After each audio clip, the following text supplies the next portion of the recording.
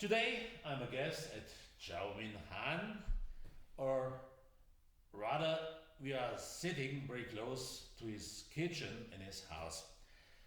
We are planning something special today for you. Xiaomin is probably the most famous Chinese horn player of our time. We have known each other for a while and even played both as principal horn players in the Deutsche Radiophilharmonie, the German Radiophilharmonie, and we had a really good time together here. Xiaomin is not only a fantastic horn player, he's also a great cook. We share the love for the horn, for good foods, and for excellent beverages as well. And so there will be a Chinese cooking course for you today with chats and some horn music. Xiaomin, will you tell a little bit for our guests what you are planning to do today? Well, first of all, thank you, Peter, to invite me to do this great talk, cooking talk with music.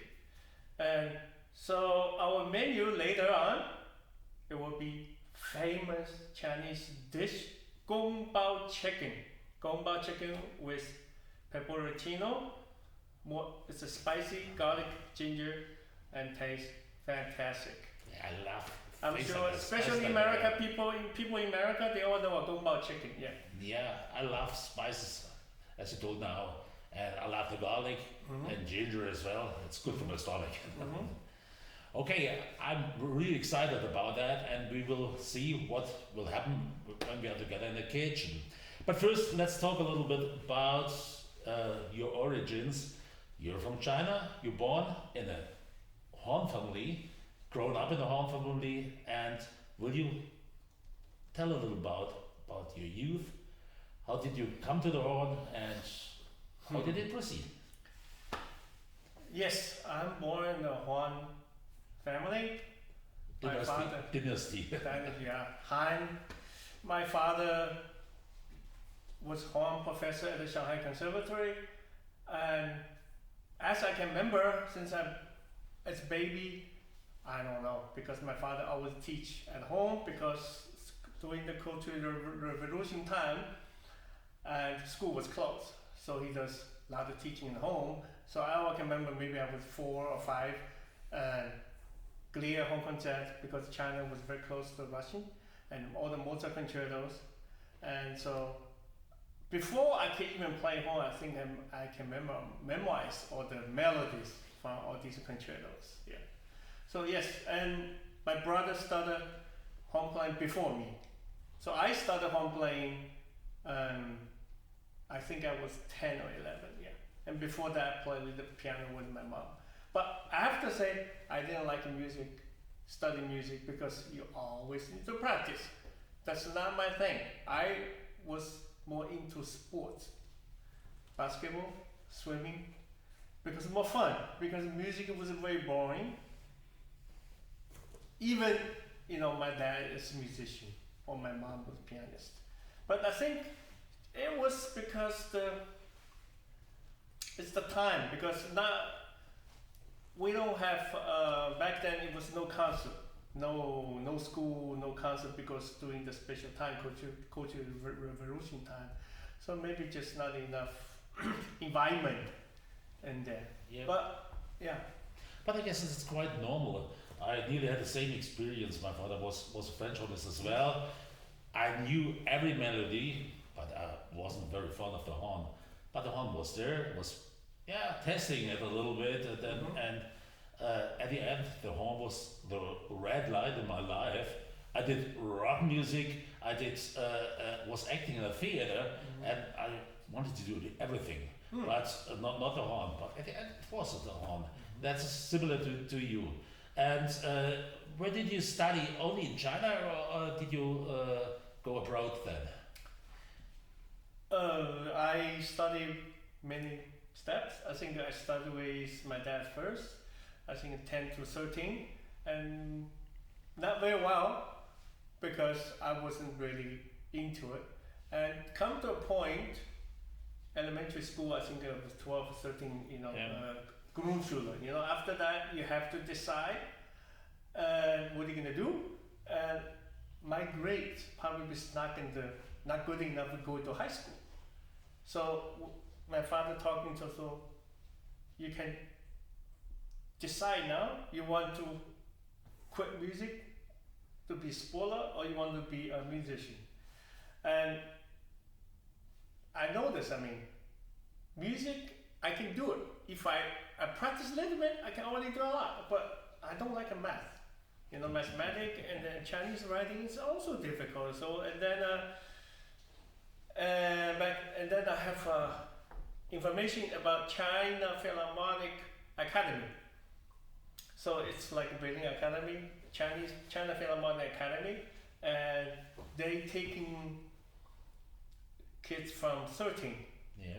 And you study for 3 years. If you're good, you can stay to work, or you can go somewhere else. So I thought that was good. So I really practiced for 3 months, and then I got in. So that was then I started really study home when I was 13. So I went to Beijing. After 3 years, in Beijing, and 1 year, during the 3 years, I was 1 year back. I sent back from the Philharmonic, says you should maybe just study with your father at the Shanghai Conservatory. You have a more school feeling instead of academy, So That's the thing. yeah, so and then I got a position in the orchestra right away when I was 17. So I played like a year at the China Philharmonic. Oh. I was very young, Yeah. and I have to say, it was very limited study because China we have no contact to West. Yeah. So and then I play in a single B horn. Probably I don't know how many people know, but because back then we don't have just like with say DDR or the East Germany time, no instrument, no music or handwriting or the really old copy, no mouthpiece. We have no choice. We don't know what's better out there. But I think it was quite popular to play single beer horns. Dennis Brain did it as well. I know, And then, yeah. And a lot of soloists. Well, tried I'm it. talking in the 80s. Yeah. So China was still on the 50s with Okay. DDR time, Yeah, right? I So understand, we're about 30 years behind. Yeah. So I had one chance. I have some Seiji Ozawa come to conduct China Philharmonic in 1980, I think. He conducted Beautiful Night, and I played the solo part, and he really liked it. And then I don't speak English, so everything's through the translator. And then he told me, hey, you're very young, you should come to Tanglewood to academy to study, and then maybe you can stay. So, and then it was very nice. I got an invitation right away. A couple months later, envelope comes, and Great. that's a fantastic occasion, and yeah. So I was very lucky in 1981. So I went to America, Boston, studied with Richard Mackey. Well, first I went to Tango for 3 months, Yeah. and then I got a scholarship, and the Seiji really helped me from the Great, beginning. yeah. The first year he got a check. He says, hey, study well, but remember, you should go back to China, help them. So I remember that. Of course, later on, I did went back to China. So that's China, America, and then I was in Boston for 3 years, and I went to a competition with German influence. It was Gerd Seifer was there, and Hans Bisker. Oh yeah, Hans. He was very nice to me. He says, hey, you win the competition, but you should really come to Germany. Where's the Beethoven Mozart from? And say, well, interesting, but I don't know anything about it in Germany. He says, well, maybe I can help you with one scholarships called DAAD. Yeah. Those Yeah. stuff. And he sent me an envelope with the form, tell me how to apply, and I just did it. I just did it for fun, And 3 months later, I got the scholarship. Great. Fantastic. So in 1984, I came to Germany, and but with the scholarship, it's a condition you have to study German. So the school was in Freiburg, and the student dormitory, somebody always playing horn and sounds very good. So I started to talk to him. He says, "Oh yeah, I studied Alfred James." I didn't even know who's Ivy James back then. Of course, I heard these fast horn playing back then from America. So I went to his lessons. I started watching. I said, "Wow, it's very interesting." So I started study German. So I skipped German class in the morning instead went to his class. Yeah, Ivor was a really nice guy. Yeah, he's very nice. Yeah, very easy. Very easy. He once stood there at the Horntage, and he asked me, "Can you need me? Can you need me?" He was there with his horns, and he told to my students then, if you have problems with a drill, you must do following thing. Play, when the drill comes, then shake your leg, and nobody will notice you. Very good. I will try that. Shake your leg with drill. Okay, very good. It was, by the way, Hans Pitzka. I talked to him before I went to Myanmar. He's married to a Burmese woman, and before I went to Myanmar, he told me a lot of things about the country, and it was really nice to be. I wanted to be there before McDonald's is there, and then I got it. Yeah, that's great to you. And so I was studying Germany. Yeah. Because Freiburg, I like it with Eiffel, but this Freiburg, the city is small. Somehow, I set the mind for Munich. It's the city somehow, I don't know why, Munich. So I applied and then I got in and I studied with Otto Schmidt for 2 years, from 84 to 86 for my master's degree. And then 85, while doing the study, I got a job in Würzburg. So I was there only 6 months, and then I got a job with Saarbrücken Radio, and then now it's called the German Radio. And then we even colleagued for a couple of years. Yeah, so that was my career, horn study and working. I've been in Germany now 37 years. Time is running. Time is running, yeah. It's great, yeah. Yeah. And when did you move to Saarbrücken then? 85 September. It was 84 I came to Germany, and then October I already got a job in Würzburg, same year, and then 85 October I auditioned for here. Yeah. Well, I have to say Würzburg is very good for me. I think I was still 20 or something, and I think it's good to study with an orchestra like that. So I learned play opera, I learned play Mozart, play Verdi, and I think it was a very good experience to learn the tradition of German music, even operetta. I played My Fair Lady maybe 50 times in 1 year. Charters Festival one. Yeah. When did you start to begin a solo career? Well, Peter, I don't think I really have.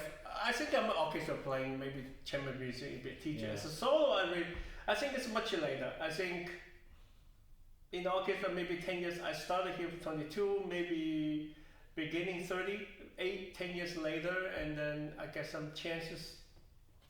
I slowly built up, and I got asked to play Mozart Fest, and then here and there also started playing little couple concerts in China, and then sort of, I think I can do that. Play Mozart, play Strauss, and then also on tour with the radio orchestra on tour. I also did a solo concert, and then I have the idea.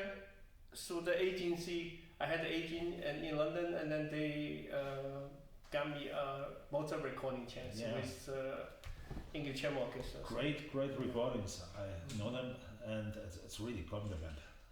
And you're playing with Berlin Philharmonic as well. What means that for you? Well, I was thinking, Stefan Dohr called me some days, hey, Cypher retired, maybe you think you want to audition for that. And then actually I wasn't thinking, because I was very comfortable here and with the orchestra, and then professor at the schools, actually perfect setup. And of course, when you're still young, you still can play, and then I still have ambition to, let's try it.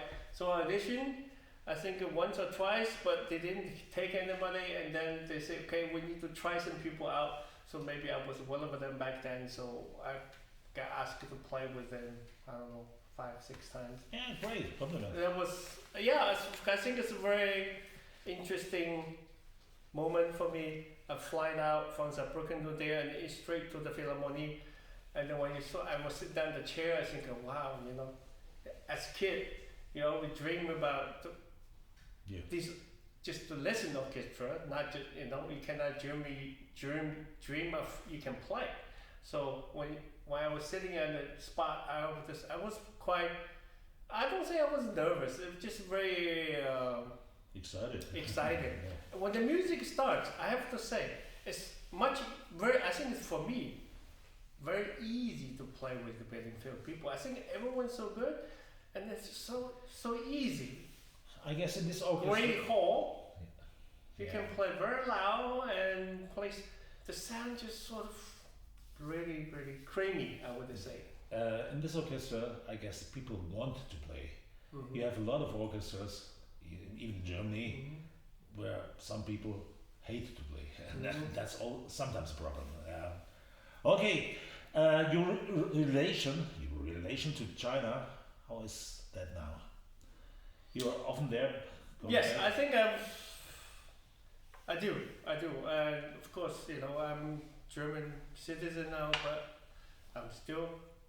But I have to say, I'm living here more than China. I left China when I was 17 or something. Yeah. So I live here 37. So it's really, really my home here. But I started 2003 when the SARS started. Yeah. I got an offer with, I think it was Central Conservatory as guest professor, 10 weeks a year. I say, okay, that's doable. 3 or 4 times, each time 2 weeks. So I started doing just horn teaching, and then Shanghai Conservatory also asked me, so I was doing that, and Saarbrücken and Basel. I think it was crazy time. But very interesting is I started teaching their students over there, and then 3-4 years later, some student asking me, hey, Mr. Han, we want to go to Germany to study. And then I started bring them to here.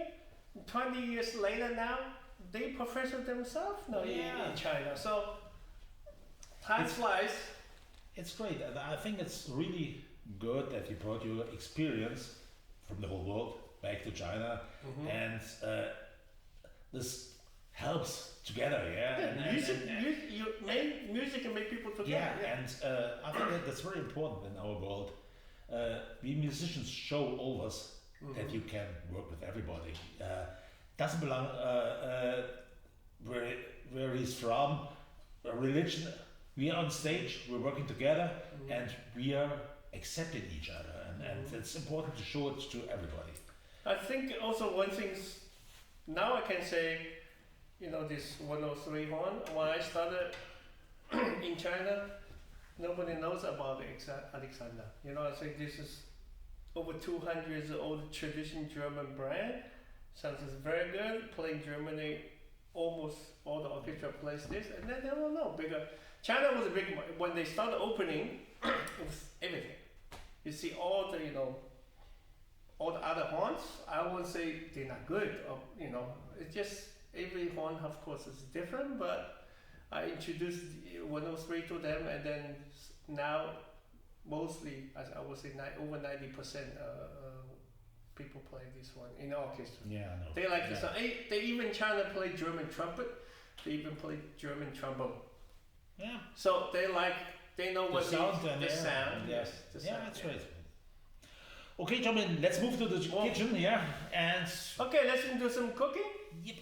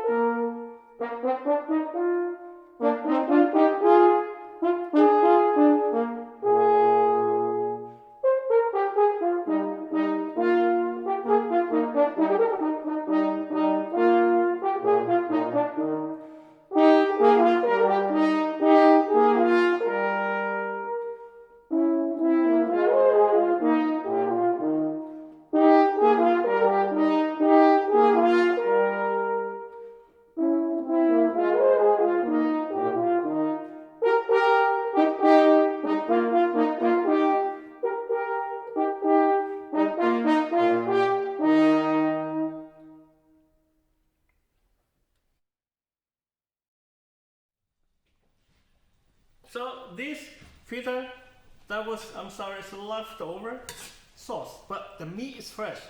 It's fried pork and with a sauce I already had. So I just want to give it a little bit, we say Vorspeise, a little appetizer. Fish with pork, fried pork strip. It's also very important to have a good knife. Absolutely necessary. I believe the VMF. Yeah. German! Good No. quality. No, No? Chinese. VMF? Oh, right. They bought it. Meanwhile, it's Chinese. Meanwhile, it's Chinese, yes.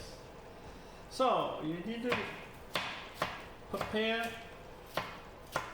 this cute little vegetable, not too much, actually just for the flavor.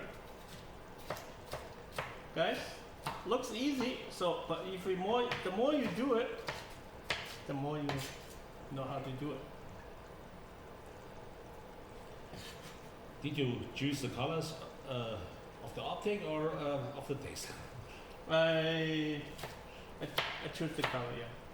It looks better because It looks better. yeah, chicken, and then you have this yellow, Yeah. and they have the and I have this green scallion. Sounds and looks fantastic. And Gumbao chicken also, you need to use a little bit roast the nuts. Just a little bit. Come on, I don't even know how to open it. Yep. Yeah. I already roasted, very nice. So during the pandemic time, all we do is practicing cooking and found a new recipe, right? So now I do scallion.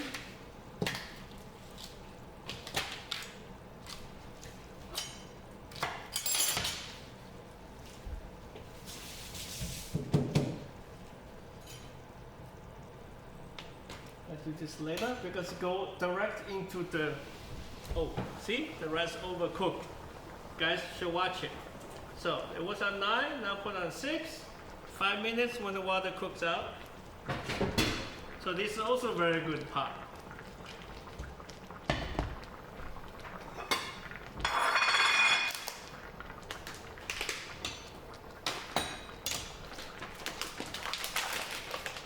I need to marinate the chicken. Well, today because I have to work, so I bought this finish. They already cut it, but I think maybe it's too long, so I can still gonna cut it. Drumsticks is okay, but Oh, the chops is okay. Yeah. So what you do is you use kartoffelbean. oh, It's like Manzana. yeah, you sort of Yeah.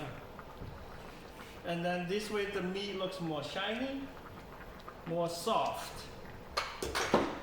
And another trick, it's American trick, America trick. For meat, you always put a little bit baking soda inside. Yeah. Make the texture not too much. Just a little. Or even when you make a pancake, Kuchen, Yeah. you can use it. Soda. Yeah. So, very important is this cooking one. Soju. Soju. Yeah. Yeah? So But it's made from rice. It's very tasty. It's just sort of a, I use it as well. yeah. Yeah. It's like a. And then you give dark soy sauce. So I use half. Half dark. is it sweet or not sweet? Hmm? Is it sweet or not No sweet? sweet, Not no, sweet. just- Yeah. Little bit. And then just light. My hands clean. But it's used in China very often, huh? Yeah, in the restaurants. In restaurants, yeah. Yeah. But it's Yeah, very no, no. bad for you afterwards. It becomes very thirsty. Yeah, it's.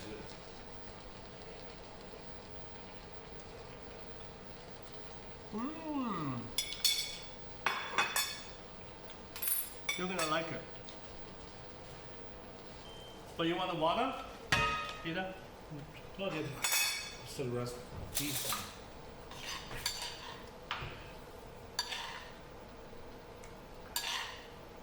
Fried pork strip with spicy fish sauce.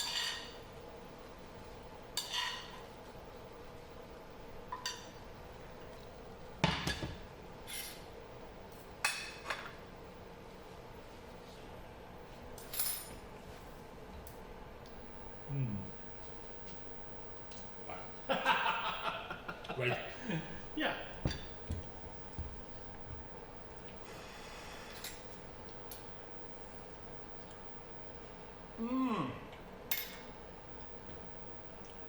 Good. And it's not too hot. I have a. Ich mach's gerne, wenn das richtig.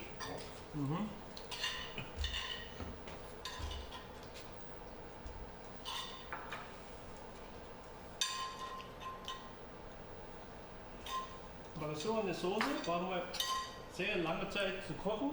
Wegzuschmeißen ist viel zu schade. Deswegen ich habe behalten. Ja. Yep. Okay.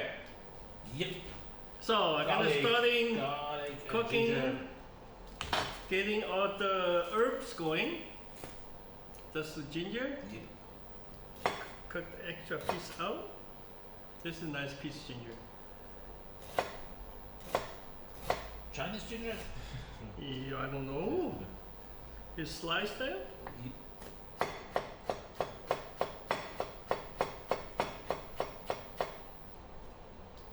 And then very fine cutting. Yeah, good.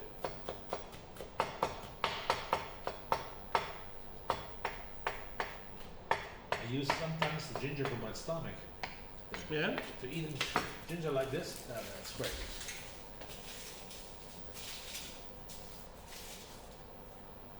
So that's how I do garlic. I use a knife, but careful the sharp side. But this way is much faster. Instead you peeling, it's Yep. much more fun. But it depends on the garlic, yeah? Mm-hmm. Yeah, it's easy. Great.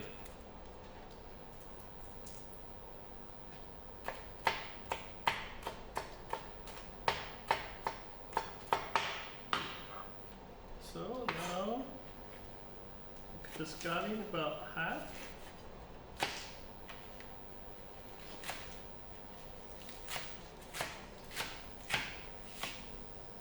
I use one with the meat, one with the vegetable.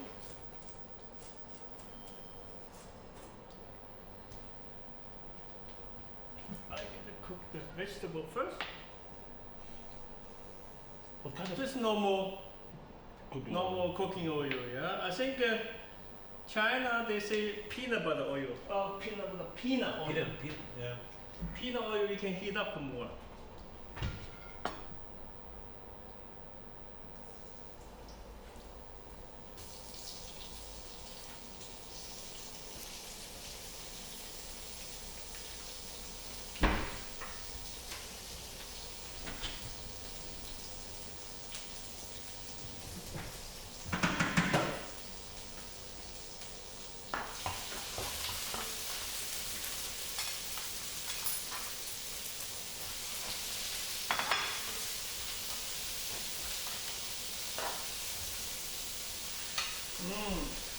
You smell the garlic and the ginger. You don't need to cook this very long because then you want the vegetables to be very crunchy. That's also what you do. A little bit cooking wine.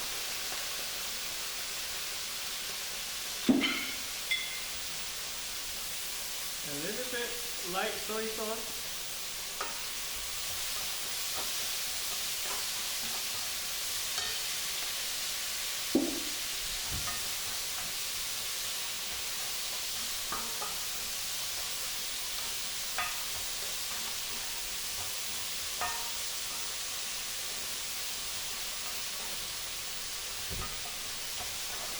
That's maybe in 1 minute. You take it out.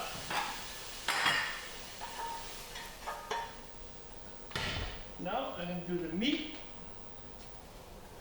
You need a little more oil than normal.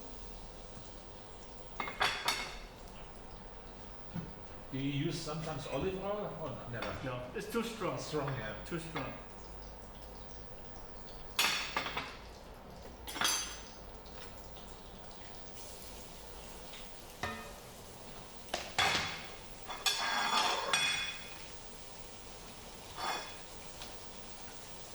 So, I hope we can inspire a lot of people gonna cook this dish. You can look on the internet, Gong Bao chicken. There's many videos on YouTube. Yeah. But I'm sure mine's the best. I hope so. Yeah. You need to do a lot of practice.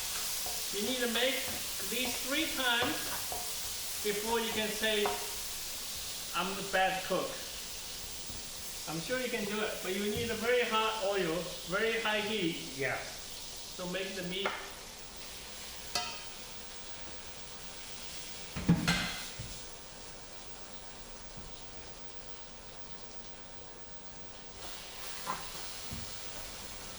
Oh, I forgot 2 things. One thing. It's not too late. Oh yeah. Pepperoncino. Oh, that's gonna be spicy. Red pepper. Just on time. You can smell it already. Sometimes I have them in the garden. Yeah. Look this color. Beautiful. The chicken piece is a bit too big. I like cube. Will be better. Yeah. So let's make it clean. When I cook, the table always clean afterwards for my wife.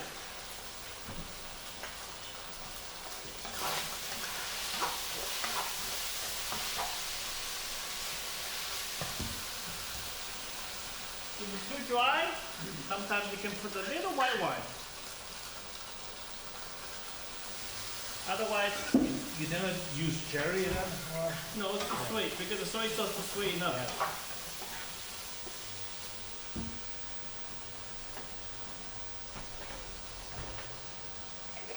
And we can use more chili. Oh, that's bad. My dog gonna get it later. For the dog.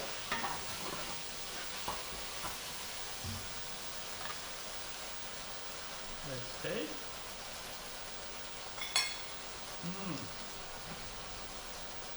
Also, we need just a little bit soy sauce.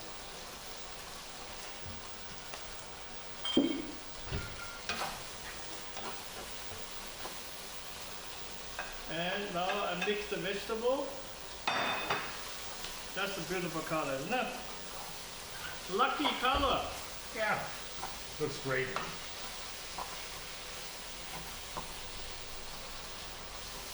Too bad we only can do this online. I would love to cook in the master class in the home. That would be great. Yeah, now we can have an international food dinner.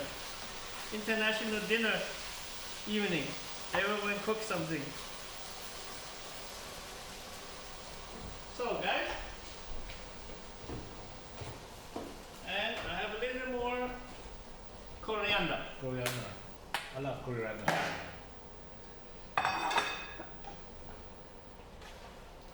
So look this. You don't cook the coriander a little bit? No. Only fresh, yeah. Just fresh and Yeah. hot.